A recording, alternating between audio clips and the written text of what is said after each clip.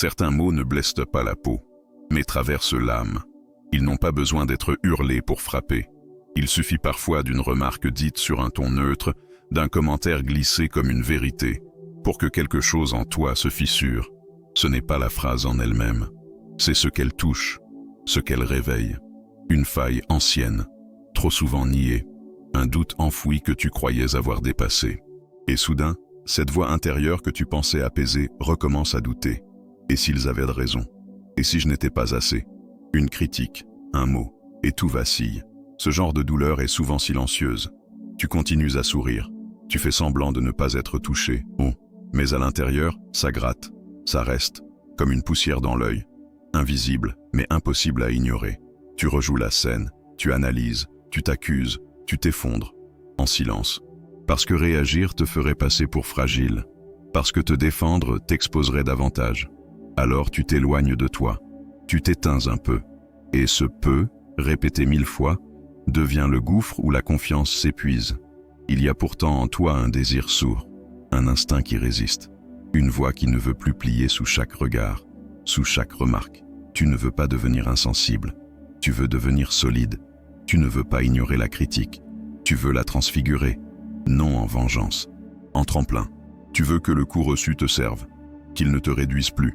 Tu veux que chaque mot qui cherche à te diminuer t'élève d'une manière nouvelle, discrète, intérieure, irréversible.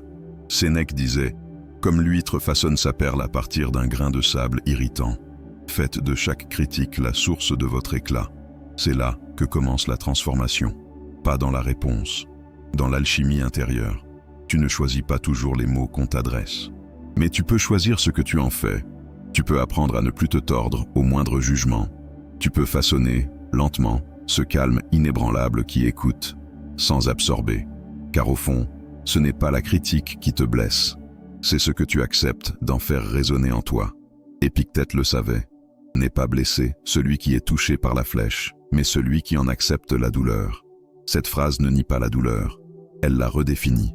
Elle dit que tu as un pouvoir, pas celui d'empêcher les autres de parler, celui de décider ce que tu laisses vivre en toi, ce que tu laisses prendre racine, et ce que tu choisis, enfin, de laisser mourir. Ce que tu vas découvrir ici, ce n'est pas une méthode pour devenir indifférent, c'est une route pour devenir digne. C'est un chemin de reconstruction, de recentrage. Ce n'est pas une fuite du jugement, c'est un ancrage dans ton propre regard. Ce n'est pas la victoire contre l'autre, c'est la rencontre, enfin, avec toi. Là où plus rien ne dépend du ton d'un commentaire, là où chaque critique peut devenir l'occasion d'un retour à toi-même. Il y a des phrases qui s'impriment dans la mémoire comme des griffures invisibles, des mots qui, bien qu'éphémères, s'accrochent à la peau de ton estime jusqu'à en devenir un poids. Ce ne sont pas nécessairement des insultes, parfois ce sont des remarques froides, des critiques formulées avec détachement, des opinions qu'on te lance à la volée mais qui tombent en toi comme des pierres. Et ces pierres, tu ne les oublies pas, tu les gardes, tu les ressasses, tu les agrandis à force de les rejouer. La douleur ne vient pas toujours de l'extérieur, elle vient de ce que tu te répètes encore et encore. Une fois que les autres sont partis, ce n'est plus la voix de l'autre qui te blesse, c'est la tienne, celle que tu as adoptée malgré toi, celle qui reprend cette phrase comme un refrain. Tu ne t'es pas assez impliqué, ce n'est pas à la hauteur, tu es trop ceci, pas assez cela. Et plus tu l'écoutes, plus tu doutes, plus elle s'impose. Tu finis par confondre une opinion ponctuelle avec une vérité absolue, comme si cette phrase entendue un jour représentait toute ta valeur, comme si un jugement isolé devenait ton identité. Et c'est là que la blessure devient chronique, non à cause de ce qu'on t'a dit, mais parce que tu as laissé ces mots s'installer, construire un écho. Et cet écho, il résonne chaque fois que tu doutes, chaque fois que tu t'apprêtes à prendre un risque, à dire non, à t'affirmer. Il t'arrête, il te diminue. Mais ce pouvoir, tu peux le retirer, non pas en te battant contre la phrase, mais en cessant de l'alimenter. Épictète nous rappelle que ce n'est pas la flèche qui blesse, mais l'accord qu'on donne à sa douleur. Tu peux choisir de ne plus répéter cette phrase mentalement.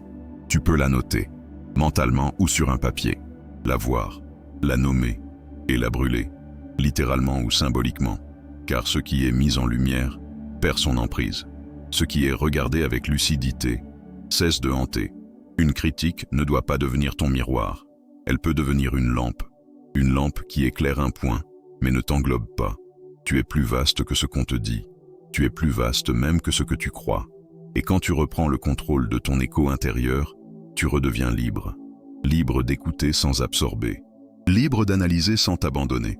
Libre de transformer. Imagine une pierre lancée contre un mur. Si le mur est brut, elle laisse une marque. Si le mur est couvert d'une lumière douce, d'une bougie allumée, elle ne fait qu'un bruit. Puis elle tombe. La lumière ne change pas. Elle reste. Elle éclaire. Tu es cette lumière. Tu peux devenir cette lumière. Non pas en te blindant, en t'éclairant. Chaque critique peut passer, sans s'ancrer, sans pénétrer. Parce qu'en toi, il n'y a plus de place pour ces échos. Tu n'as pas besoin de croire tout ce qu'on te dit. Tu as juste besoin de vérifier, en toi, ce qui est vrai, et ce qui ne l'est pas, doit mourir avec le silence. Car ton silence n'est pas une faiblesse. C'est un tri, un filtre, une dignité, une manière de dire « ce que tu as dit n'est pas moi, ce que je suis, je le décide ici. Et ici, c'est ton esprit, c'est ton cœur. C'est l'espace que tu reprends à ce qui t'a broyé, pour que, doucement, une autre voix se lève, la tienne. Il y a des mots qui glissent dans ta bouche sans même que tu t'en rendes compte. Désolé, excuse-moi, je ne voulais pas déranger. Ils sont devenus réflexes, une manière d'entrer dans le monde en s'excusant d'exister. Tu les dis, sans y penser, comme si tu devais toujours te justifier d'avoir parlé, d'avoir choisi, d'avoir affirmé une idée, une envie, une limite. Et chaque fois que tu le fais, quelque chose en toi recule, pas visiblement, intérieurement, lentement, profondément. Ce n'est pas la politesse qui est en cause, c'est l'effacement, ce réflexe qui t'oblige à t'adoucir face à chaque tension, à céder face à chaque regard un peu dur, à arrondir les angles, même quand tu es dans ton bon droit, comme si dire « je suis là » devait toujours s'accompagner d'un pardon. Cette fatigue, tu la connais. Ce poids invisible d'avoir toujours à t'excuser pour respirer un peu plus fort que prévu. S'excuser peut être noble, mais trop s'excuser, c'est capituler. Sénèque l'avait compris. Céder n'est pas apaiser, c'est capituler. Et cette capitulation est silencieuse. Elle ne fait pas de bruit, mais elle grignote ton respect de soi. À chaque excuse que tu prononces pour ne pas déranger, tu confirmes à l'autre, et surtout à toi-même, que ton existence a besoin d'un permis. Et tu le redemandes, encore et encore, jusqu'à ne plus savoir ce que tu pensais vraiment. La vraie autorité ne crie pas, elle ne domine pas, elle ne s'impose pas, elle s'incarne. Et pour l'incarner, tu dois d'abord arrêter de demander pardon pour être qui tu es. Il ne s'agit pas de devenir brutal, il s'agit de devenir clair. Remplacer les excuses mécaniques par une affirmation tranquille. Je comprends ton point, voici ma position. Cette phrase ne nie pas l'autre, elle ne le rejette pas, mais elle affirme ton ancrage. Elle dit « Je suis là, et je n'ai plus peur d'y être ». Imagine un tronc d'arbre, fort, stable, il plie sous le vent, parfois, mais il se redresse, il tient, il ne s'efface pas. Le roseau, lui, se tord, se courbe, cède. Il survit peut-être, mais il n'affirme rien. Tu as le droit de plier, mais tu as aussi le droit de rester debout, de dire non sans t'expliquer pendant des heures, de dire oui sans te justifier, de te tenir là, face à la critique, face au doute, et de rester digne. Même si ta voix tremble, même si ton cœur bat plus vite, l'autorité intérieure ne se voit pas toujours, mais elle se sent. Elle se construit chaque fois que tu décides de ne plus offrir ton espace pour que l'autre s'y étale, chaque fois que tu respires au lieu de te faire petit, chaque fois que tu dis ce que tu ressens, sans demander pardon pour l'avoir ressenti.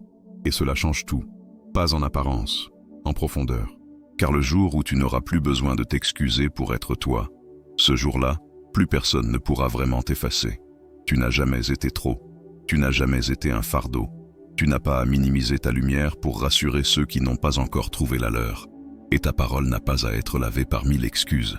Elle a juste à être posée, ferme, calme, authentique.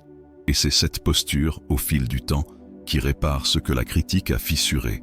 Ton autorité douce, ta légitimité profonde, ton droit d'être sans devoir t'excuser à chaque pas.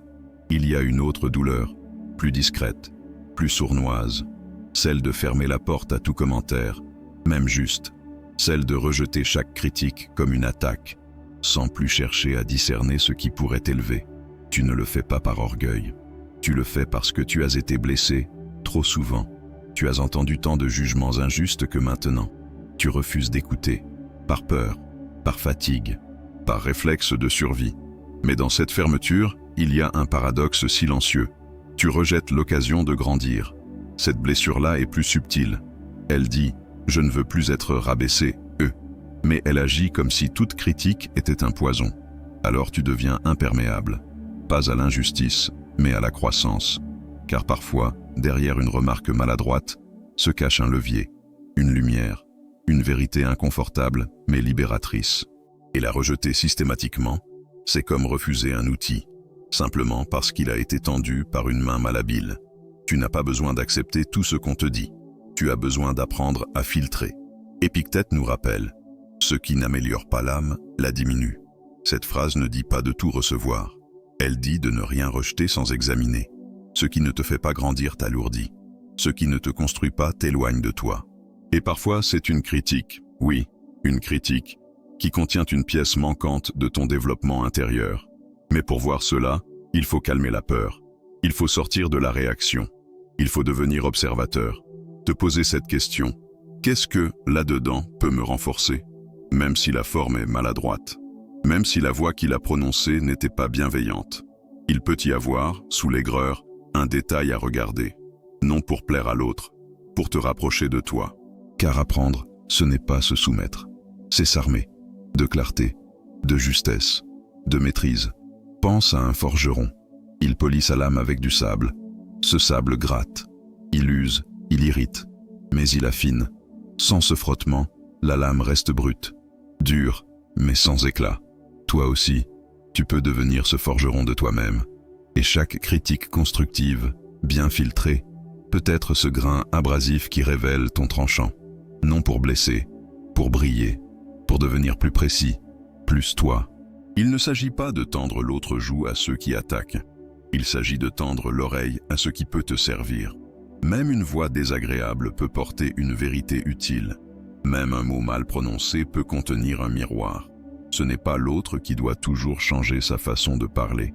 C'est toi qui peux apprendre à entendre autrement, avec calme, avec recul, avec cette distance intérieure qui dit « Ce que tu dis ne me définit pas, mais je choisis de voir si cela peut m'élever. » Tu n'as pas à tout accepter, tu as à choisir. Et dans ce choix, tu reprends le pouvoir. Tu redeviens élève de ta propre vie. Et cette posture n'est pas de la faiblesse, c'est de la souveraineté, celle de quelqu'un qui n'a plus peur d'évoluer, même si l'évolution passe parfois par un mot désagréable, même si elle commence par une sensation de piqûre. Car au fond, ce que tu veux, ce n'est pas éviter toute critique, c'est devenir si solide que même une critique devient un matériau. Pour construire, non pour détruire. Pour t'élever, non pour te défendre. Pour grandir et rayonner. Il y a dans l'urgence de répondre une illusion de contrôle. Comme si rendre la parole aussitôt te protégeait de l'humiliation. Comme si chaque seconde de silence te faisait perdre du pouvoir. Alors tu réagis. Tu veux te défendre. Tu veux montrer que tu ne te laisses pas faire. Mais ce réflexe, en vérité, ne te protège pas. Il t'enferme. Il te transforme en prisonnier de la réaction. Et dans cette précipitation, tu perds ton centre. La colère brûle vite. Et quand elle monte, elle emporte. Elle emporte la lucidité, le discernement, la justesse. Ce que tu dis sous l'effet du feu n'a pas toujours la forme de ta vérité profonde. Tu parles trop fort, trop vite, trop tôt. Et ensuite, tu regrettes. Tu rejoues la scène, non plus à cause de la critique, mais à cause de ta propre réponse. Ce n'est pas la critique qui t'a abîmé. C'est le fait de t'être trahi en répondant sans alignement. Marc Aurèle écrivait « Dans le silence est le royaume du maître. Ce silence n'est pas un renoncement, c'est une stratégie, une respiration, une manière de reprendre ton pouvoir intérieur. Il ne dit pas « je fuis », il dit « je choisis ». Car quand tu ne réponds pas dans l'instant, tu ne t'éteins pas, tu mûris, tu décantes, tu laisses la boue retomber au fond pour que la clarté réapparaisse. Et alors, ce que tu diras ensuite aura du poids, de la direction, de la paix. Répondre, ce n'est pas réagir. Répondre, c'est peser, c'est viser. Comme un archer qui tient la corde sans lâcher tout de suite. Il observe, il respire, il attend le bon moment. Celui où son regard est aligné avec sa cible. Et seulement alors, il agit. Le tir devient précis, juste, efficace. Toi aussi, Tu peux devenir cet archer. Tu peux sentir la colère monter sans la libérer tout de suite. Tu peux la contenir, non pour l'étouffer, mais pour l'aiguiser, pour lui donner un sens. Tu n'as pas besoin de parler à chaud, tu as besoin de répondre à froid, avec le cœur encore chaud de vérité. Tu n'as pas besoin de te justifier immédiatement. Tu peux dire « je reviendrai vers toi ». Tu peux dire « j'ai besoin de réfléchir ». Ces mots-là ne sont pas faibles, ils sont sages, ils sont nobles, car ils signifient que tu ne laisses pas ton ego conduire ta voix. Tu laisses ton calme gouverner ton respect. Il n'y a pas d'urgence à répondre à ce qui ne t'élève pas. Il n'y a pas de victoire dans la réaction immédiate. La vraie puissance, c'est celle de celui ou celle qui reste calme au bord de l'éruption, qui sent le feu, mais ne se laisse pas enflammer. Ce calme-là, ce n'est pas une posture, c'est une conquête, une maîtrise, une révolution silencieuse. Chaque fois que tu choisis de te taire un instant, tu brises le cycle.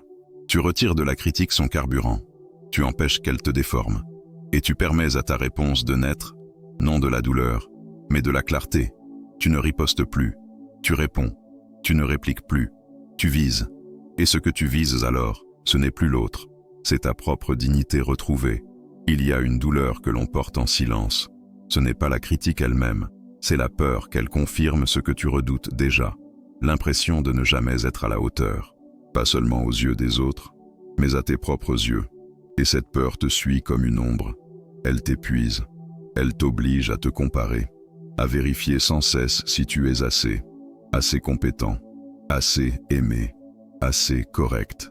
Et dans cette course intérieure, tu oublies une chose essentielle. Le seul vrai juge, c'est toi. Ce n'est pas le regard de l'autre qui t'abîme, c'est la place que tu lui donnes. Tu scrutes les réactions, tu interprètes les silences. Tu redoutes le désaccord comme s'il pouvait te réduire. Et chaque critique devient un verdict, une sentence, comme si l'autre détenait la vérité sur ta valeur, comme si tu devais toujours prouver, justifier, mériter. Mais qui a décidé cela? Qui a fait de toi un projet soumis à validation extérieure? Sénèque écrivait « L'honneur est en soi, non dans le regard des foules ». Cette phrase est une clé. Elle ouvre une porte intérieure, celle où tu n'as plus besoin de plaire pour respirer, où tu ne t'évalues plus selon les humeurs du monde, mais selon ta propre cohérence, ton propre engagement, ta propre vérité.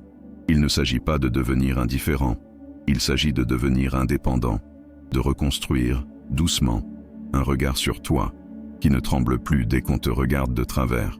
Cela demande un changement profond, un changement de point d'ancrage. Il ne s'agit plus de demander à l'extérieur s'il t'autorise à être. Il s'agit de t'interroger chaque jour.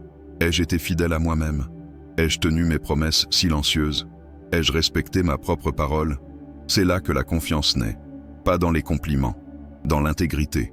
Et cette intégrité, tu peux la nourrir par des gestes simples. Chaque soir, par exemple, note un point où tu as été droit et un seul, même minuscule. Cela suffit à bâtir un socle, une base, une force. Imagine un sculpteur.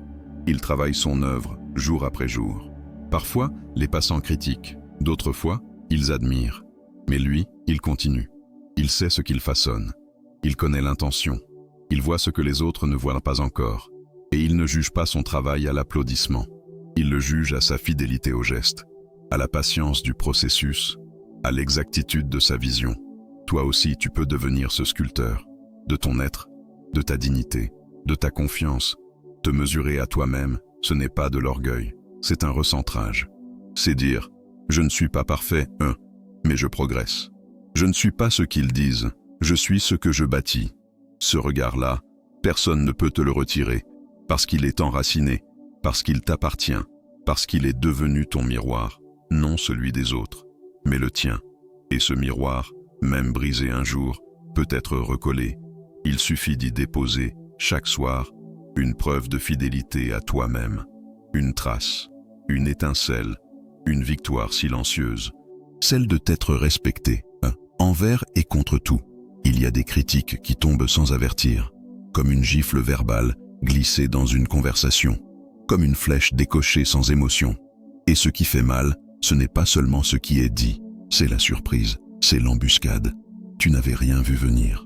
Et voilà que ton esprit se fige, ton souffle se coupe, ton cœur s'accélère. Tu ne sais plus si tu dois te défendre, te taire ou partir. L'espace de quelques secondes, tu perds ton centre. Et dans ce déséquilibre, souvent, tu réagis mal, trop vite, trop fort, ou pas du tout. Et la blessure reste. C'est là que commence l'art de la pirouette mentale. Non pour esquiver la critique, mais pour la transformer. Non pas en acceptation, mais en question. Car la réaction directe donne du pouvoir à l'autre. La question, elle, reprend la main. Elle crée une pause, un retournement, une respiration dans le chaos. Épictète nous y invite. Ne pas répondre par une flèche, mais par une interrogation. Qu'est-ce qui motive cette parole? Pas pour piéger, pour comprendre, pour déplacer l'impact, pour rétablir ton axe. Tu peux transformer l'attaque en levier, pas en acceptant l'agression, mais en posant une question qui oblige l'autre à réfléchir. Que souhaites-tu exactement que j'améliore? Sur quoi te bases-tu pour dire cela? Ces phrases n'ont pas besoin d'être dites avec agressivité. Elles peuvent être calmes, sereines, mais elles agissent. Elles déstabilisent l'agresseur. Elles interrompent le réflexe. Elles te remettent au centre de toi. Parce qu'en posant une question, tu redeviens sujet, et non objet. Cette stratégie n'est pas un jeu d'ego. C'est une protection lucide. C'est une manière d'utiliser ton intelligence émotionnelle comme un bouclier. Plutôt que de rendre coup pour coup, tu rediriges la flèche. Tu ne la refuses pas. Tu l'observes. Tu la saisis. Et tu la retournes. Pas pour blesser, pour éclairer, pour reprendre ton pouvoir d'analyse, là où tout en toi voudrait juste réagir. Pense à un art martial. Le vrai maître ne frappe pas en premier. Il utilise l'élan de l'autre. Il accueille l'attaque pour en détourner la force. Pas avec violence, avec précision, avec calme. Cette précision-là, tu peux l'apprendre. Cette posture, tu peux l'habiter. Ce n'est pas une froideur, c'est une lucidité affective. Une capacité à rester clair quand l'autre devient confus. Une capacité à interroger quand l'autre veut imposer. Tu n'as pas besoin d'être d'accord avec ce qu'on te dit. Mais tu peux demander d'où cela vient, ce que cela veut dire, pourquoi cela sort maintenant. Et souvent, la réponse en face sera floue, faible, peu fondée. Et dans cette faille, tu comprendras.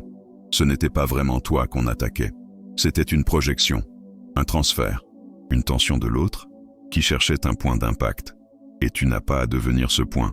Poser une question, c'est créer une ouverture. Mais c'est aussi poser une frontière. Cela dit à l'autre, je t'entends, mais je ne me rends pas. Cela dit à toi-même, je peux être touché, sans me laisser entamer. Et ce pouvoir-là, ce n'est pas une réaction. C'est une conscience, une maîtrise fine, une manière d'habiter pleinement ton esprit, pour que plus jamais une critique ne te désarme totalement. Pour qu'elle devienne, non pas une fin, mais un détour, vers la clarté, vers l'intelligence, vers toi. Il y a des jours où un seul mot suffit à faire vaciller ta certitude. Une phrase dite à la volée, un regard appuyé, une remarque froide, et soudain, tu n'es plus sûr de rien. Tout ce que tu croyais solide en toi se met à trembler, et tu te demandes, et si j'étais vraiment ce qu'ils disent? Cette question, tu ne la formules pas toujours à voix haute, mais elle t'habite, elle te suit, elle creuse des doutes dans des endroits déjà fragiles. C'est dans ces moments-là que ta valeur personnelle semble dépendre de l'extérieur, comme si elle n'existait que tant qu'on ne la contestait pas, comme si elle pouvait être remise en cause par la simple opinion d'un autre. Et cette sensation est épuisante. Tu deviens dépendant et de la validation. Tu avances, mais avec la peur d'être démasqué, jugé, rejeté. Et cette peur te fait t'ajuster en permanence. Tu t'adaptes, tu minimises, tu te retiens. Mais à l'intérieur, tu te perds. Marc Aurèle écrivait « Ne cherche la lumière qu'en toi-même ». Cette lumière, ce n'est pas un feu d'artifice. Ce n'est pas une explosion de confiance soudaine. C'est une flamme, discrète, constante. Une flamme que tu dois protéger, chaque jour, car le monde essaiera parfois de souffler dessus, volontairement ou non. Ce n'est pas un combat contre le monde, c'est une vigilance envers toi. Tu ne peux pas empêcher les vents extérieurs, mais tu peux entretenir ton feu intérieur. Pour cela, il te faut un ancrage, un mot, un souvenir, un talisman, quelque chose de petit, de simple, de personnel. Un mot que tu portes mentalement comme un abri. Intégrité, force, paix, dignité. Ce mot devient ton centre, ta base. Et chaque fois qu'une critique cherche à t'atteindre, tu le répètes, silencieusement, comme un mantra. Non pour fuir la douleur, pour ne pas l'amplifier, Ce mot te rappelle qui tu es, ce que tu as traversé, ce que tu vaux. Ce talisman, tu ne le portes pas autour du cou, tu le portes dans le cœur. Tu le nourris par tes actes, par tes choix, par ton alignement. Et plus tu l'honores, plus il rayonne. Il devient comme une armure invisible, pas une carapace, une présence, une force tranquille. Tu entres dans une pièce et tu n'as plus besoin de te justifier, parce que tu sais ce que tu vaux. Et ce que tu vaux ne dépend plus de ce qu'on te renvoie. Imagine cette image, une épée vient vers toi, mais elle rebondit sur quelque chose que l'autre ne voit pas. Ce n'est pas un mur, ce n'est pas une vengeance, c'est ton armure de conscience. Elle ne fait pas de bruit, mais elle protège, parce qu'elle est faite d'un métal rare, le respect de toi-même. Et ce métal-là ne rouille pas au contact du doute. Il se renforce. Tu n'as pas besoin d'être reconnu à chaque instant pour exister. Tu n'as pas besoin de convaincre. Tu as besoin d'habiter ton nom, ton corps, tes valeurs. Et chaque fois qu'un mot blessant voudra t'éteindre, ce talisman sera là. Il ne parlera pas fort, mais il parlera juste.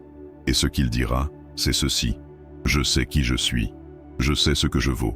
Et ta phrase ne pourra pas m'en détourner. Ce que tu bâtis, là, ce n'est pas une défense. C'est une fondation, une souveraineté, une lumière que personne ne pourra t'arracher. Parce qu'elle ne dépend plus de l'extérieur. Elle t'appartient, elle est devenue toi. Il y a un moment, dans chaque parcours intérieur, où l'on cesse de se demander comment plaire, et où l'on commence à se demander comment se respecter. Ce moment n'est pas toujours spectaculaire. Il arrive souvent en silence, après une critique de plus, une remarque de trop, un mot qui ne trouve plus d'écho parce qu'en toi, quelque chose a changé. Ce n'est pas que tu ne ressens plus la blessure, c'est qu'elle ne gouverne plus ta réponse. Tu n'es plus dirigé par l'émotion. Tu es revenu à l'essentiel, à ta force. Toutes les critiques que tu as reçues dans ta vie n'ont pas le même poids. Certaines ont été injustes, d'autres peut-être utiles. Mais ce qui les rendait destructrices, ce n'était pas leur nature. C'était ton état intérieur au moment où tu les as reçues. Un esprit désarmé laisse tout entrer. Un esprit enraciné choisit ce qu'il garde. Ce choix, tu l'as désormais. Parce que tu as appris à t'écouter, à discerner, à rediriger, à te poser. Sénèque disait « Vous n'êtes pas la route heurtée par la pierre, mais la pierre elle-même qui perce le mur. » Cette image est puissante. Tu n'es pas ce qu'on t'a lancé. Tu es ce qui traverse, ce qui persiste, ce qui avance malgré l'impact. Tu n'es pas défini par le choc. Tu es défini par ta direction, par ce que tu fais de ce qui t'a heurté. Et si ce que tu fais, c'est construire, alors chaque critique devient brique, chaque mot dur devient ciment. Non pour ériger une tour de solitude, pour élever ta confiance, discrètement, solidement. Épictète nous offre une dernière clé. Ne craignez pas la critique, craignez votre propre vulnérabilité à ces mots. Cela ne signifie pas devenir insensible, cela signifie devenir plus solide à l'intérieur. Apprendre à identifier les blessures non refermées, les refermer.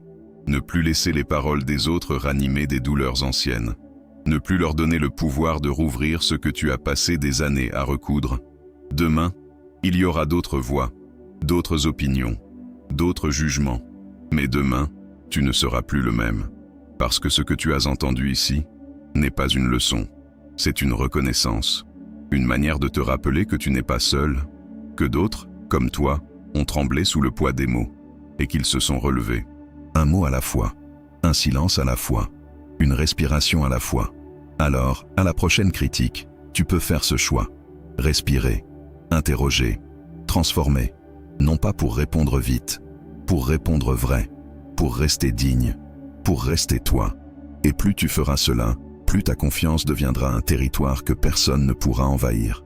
Non pas un territoire fermé, un espace sacré, protégé par ton discernement, nourri par ton calme, illuminé par cette certitude silencieuse. Je sais qui je suis, et rien désormais ne pourra m'en détourner.